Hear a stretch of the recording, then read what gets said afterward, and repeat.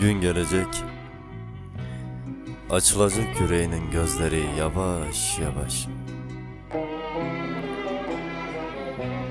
O zaman farkına varacaksın. Farkına vardığın kaybettiklerin olacak. Yok edecek pişmanlık ateşlerin elinde olanları da. İşte o zaman iş işten geçmiş olacak çoktan. Keşke diyerek yolumu gözlerken pencereden ayrılmayacaksın. Gün gelecek ulan, pişman olacaksın.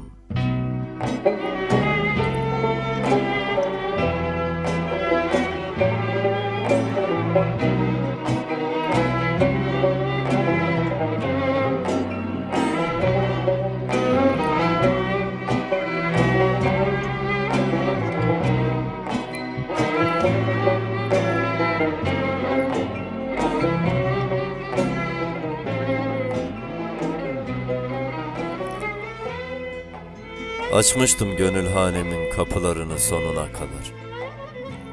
Korktun girmeye, cesaret edemedin, gerçek sevgiyi göremedin işte.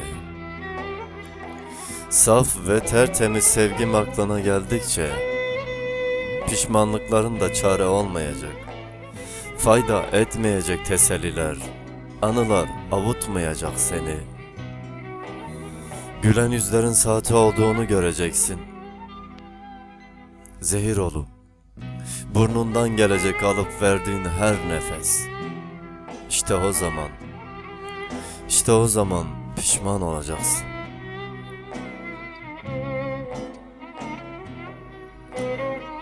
Çaresiz, kimsesiz kalıp sen de anlayacaksın. Derinden bir ah çekeceksin. İçinde yakılanacak yalnızlığın ve pişmanlığın garip sesi.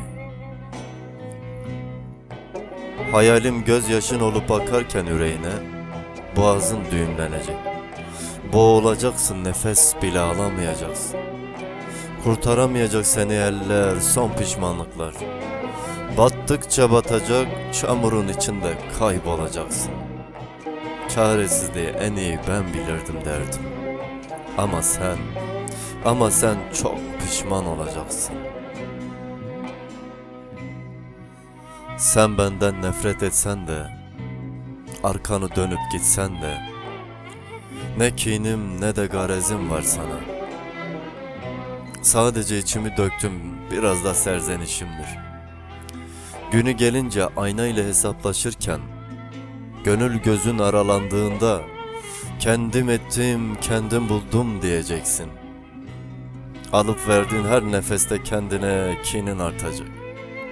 Yüreğine kor ateşler hakim olacak. Yanacaksın bana yaptıklarına, yaşattıklarına. Pişmanlıkların da çare olmayacak söndürmeye.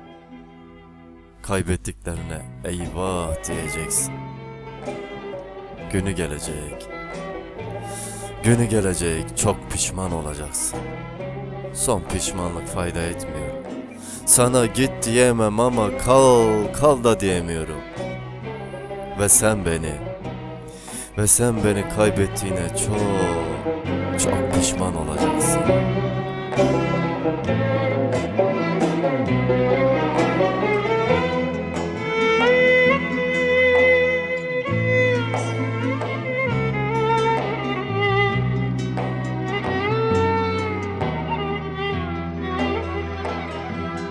Müzik